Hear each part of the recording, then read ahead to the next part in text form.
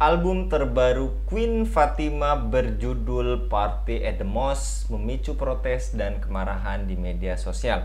Setelah diliris di berbagai platform streaming, album berisi 15 lagu dianggap oleh banyak warganet sebagai penghinaan terhadap agama Islam. Yang menjadi sorotan adalah lagu-lagu seperti Who is Allah dan She is Allah yang dinilai memiliki judul dan lirik kontroversial. Apakah Queen Fatimah sengaja hina Islam dengan album Party at the Mosque? Sampai kapan musik dijadikan alat untuk mengolok-olok agama? Dan kenapa Queen Fatimah berani membuat lagu Who is Allah dan She is Allah yang jelas melecehkan Islam? Untuk membahasnya kami terhubung dengan pengamat sosial Bung Rizky Awal. Kita sapa terlebih dahulu. Assalamualaikum warahmatullahi wabarakatuh Bung Rizky. Waalaikumsalam warahmatullahi wabarakatuh, Mas Anggi dan teman-temannya Khilafah News dimanapun berada. Baik, terkait lagu dari artis ya kayaknya Bung ini Queen Fatima, apakah menurut Anda sengaja menghina Islam dengan judul albumnya Party at the Mosque? Ya, pertama terkait dengan eh, apa album yang dilahirkan oleh Queen Fatimah. Jadi setelah saya mencari dari berbagai sumber data, ini siapa sih Queen Fatimah ini sendiri? Adalah sosok karakter yang nampak asli, tapi sebenarnya dia adalah hasil dari AI. Artinya eh, bukan orang sungguhan ya. Nah, kalau disebut eh, karyanya Queen Fatimah, artinya ada orang yang melakukan rekayasa, ada orang atau tim yang melakukan rekayasa untuk menghadirkan sosok yang dikira betulan ke publik, kemudian merilis sejumlah lagu merilis album yang ada 12 lagu di dalamnya, salah satunya itu Si Is Allah sama Wu Is Allah ya. Yang itu kontroversi sekali gitu. Eh, dan tersebar di berbagai platform sosial media dan juga audio yang bisa didengarkan di berbagai ranah. Yang kedua adalah beberapa kali ada upaya yang dari orang-orang orientalis dan juga orang-orang misionaris serta sekuler untuk bisa mengadu domba kaum muslimin dan berupaya untuk bisa menurunkan bentuk kepercayaan masyarakat itu kepada kaum muslimin yang lain atau dunia kepada Islam itu sendiri.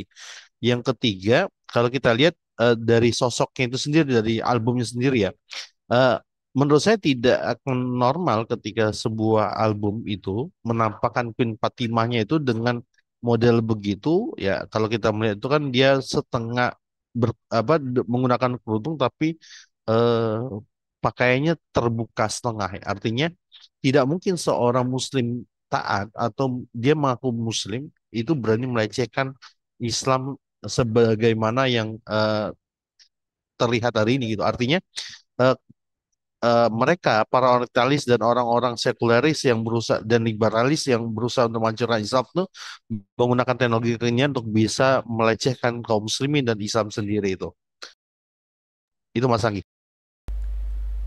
Baik, dan jika demikian kira-kira menurut Anda Bung Awal sampai kapan musik dijadikan alat olok-olok bagi umat Islam, Bung?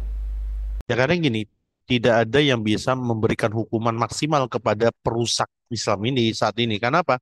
Undang-undang aturan yang berlaku di dunia ini bukan merujuk kepada syariat, bukan.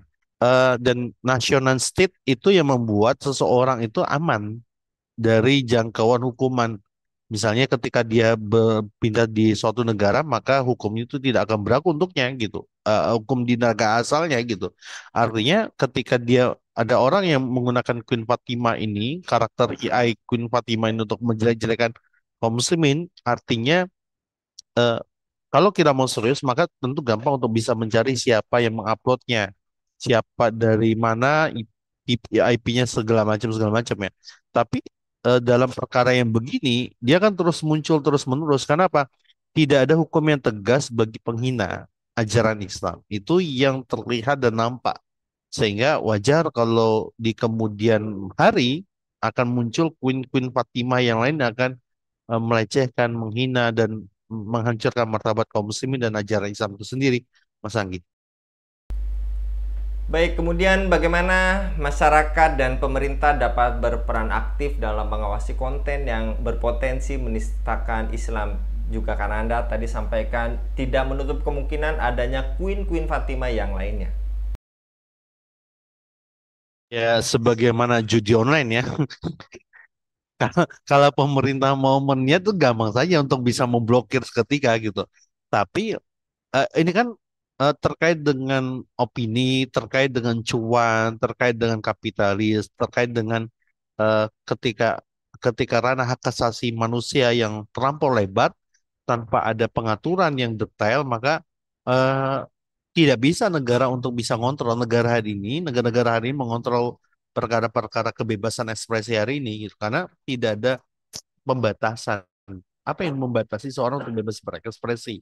Sementara kalau ada aturan syariat Islam yang ada, maka batasan itu akan sangat jelas. Nah, sehingga ketika tidak ada batasan itu, orang rame-rame menghujat agama, termasuk salah satunya menghujat agama Islam dengan berbagai cara dan teknik. Salah satunya dengan menggunakan musik ini gitu. Ya, di tengah kontroversi itu artinya kemungkinan akan ada jalur-jalur atau di kemudian hari ya penghinaan-penghinaan yang akan lebih parah daripada ini gitu. Dan itu akan dibiarkan begitu saja karena menurut saya ketidaktegasan, ketidakadilan demokrasi sekulerisme pada hari ini kepada Islam dan penganutnya. Itu Mas Anggi. Dan juga tadi Anda telah singgung karena saat ini tidak diberlakukan syariat Islam. Lantas, apakah ada regulasi khusus dalam Islam terkait musik dan seni untuk mencegah munculnya karya yang dianggap melecehkan Islam, Bung? Ya pada dasarnya kegiatan seni itu adalah mubah ya. Artinya ketika dia tidak bertentangan dengan syariat, maka dia boleh. Tapi ketika dia bertentangan dengan syariat, maka harus eh, diberhentikan, eh, pelakunya diminta mohon ampun, bertobat. Itu yang perlu dilakukan. Nah, kalau eh, ek- yang saat ini tidak ada pembatasan demikian sehingga wajar kalau kita lihat akan banyak penghinaan-penghinaan kembali gitu. Tapi kalau di aturan Islam tentu selama seni ini kan perkara furu, perkara cabang yang setiap orang berbeda. Boleh ada yang mengharamkan, ada yang memakruhkan, ada yang memubahkan. Tapi ketika selama perkara furu ini punya aturan jelas, misalnya dia tidak boleh menghina ajaran Islam, tidak boleh menghina apa yang disyariat oleh Allah, ya, diperintahkan oleh Allah dan Rasulnya, dan dia tidak membolehkan apa yang dilarang oleh Allah dan Rasulnya, maka sah-sah saja. Silakan, asal tidak menyeru kepada kemaksiatan, asal tidak menyeru kepada kesirikan, asal tidak menyalahi ajaran Islam, maka lagu-lagu itu diperbolehkan gitu. Itu seni di dalam Islam itu diperbolehkan selama dia dikontrol dengan aturan syariah. Nah, sekarang kan tidak ada yang bisa itu, tidak ada yang mengontrol itu sehingga orang dengan bebasnya akan melecehkan, menghina dan mengaburkan Islam itu sendiri.